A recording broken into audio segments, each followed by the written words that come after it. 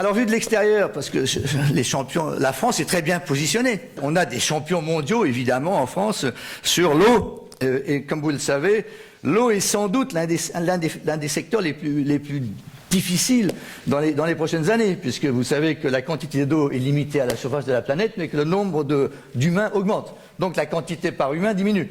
Et comme vous le savez, nous ne pouvons pas échapper au recyclage de l'eau et donc au traitement de l'eau.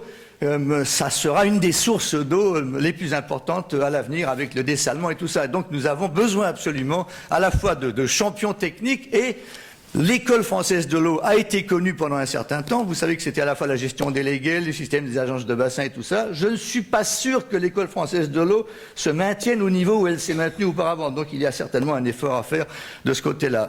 L'énergie. Alors évidemment, vous avez un débat sur le nucléaire. Bon, le nucléaire, selon que ce soit une énergie décarbonée ou selon que ce soit un horrible gouffre à radioactivité, le regard est évidemment différent, mais on ne peut pas ne pas en parler, si vous voulez, parce que une excellence française sera nécessaire également pour la sécurité nucléaire. La sécurité nucléaire un petit peu partout dans le monde, et donc il n'y a pas simplement la production, il y a aussi gérer, veiller, etc. Et donc il y a là un domaine important.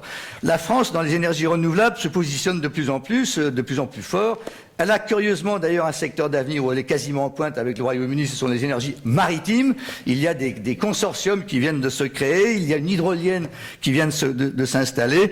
Elle est également en train de se constituer sur les éoliennes.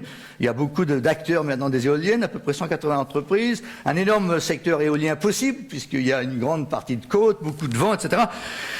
Le solaire, on en a parlé tout à l'heure en disant qu'il y a un certain nombre d'entreprises qui se désengagent. C'est pas le cas de Total, je dis ça juste en passant, parce que SunPower, il y a une usine qui s'installe en France même, et les cellules photovoltaïques de SunPower sont parmi les plus efficaces du monde en termes de rendement. Donc il faut le savoir, on a donc un certain nombre, une offre française possible dans tous ces domaines qui est extrêmement importante, et on a même une spécialité qui est la photovoltaïque à concentration. Donc pour l'instant, c'est plutôt fait pour les pays qui ont du soleil. Il faut parler d'une petite entreprise que je connais. Souvenez-vous des carbones de notre enfance, les carbones Armor. Eh bien, Armor vient de mettre au point une espèce de pot organique capteur d'énergie solaire, dans lequel elle dit, voilà, on pourrait, tous les abribus, tout le matériel de mobilier urbain, on pourrait recouvrir ça de cellules photovoltaïques organiques produites par Armor. Donc une PME française est leader mondial dans ce domaine-là, par exemple. Donc les choses avancent et les Français sont présents. Donc je vous le dis parce qu'on le voit, nous, de New York, si vous voulez. Pour demain, je pense en effet qu'il faut rendre service au monde. Voilà, une grande économie, un grand pays rend service au monde. Le monde qui va connaître une croissance et arriver à 9 milliards d'habitants avec des pénuries de toutes sortes et des moments difficiles. Notre industrie est capable de le faire. Elle n'est pas seule. Il faut monter des consortiums, il faut monter des partenariats.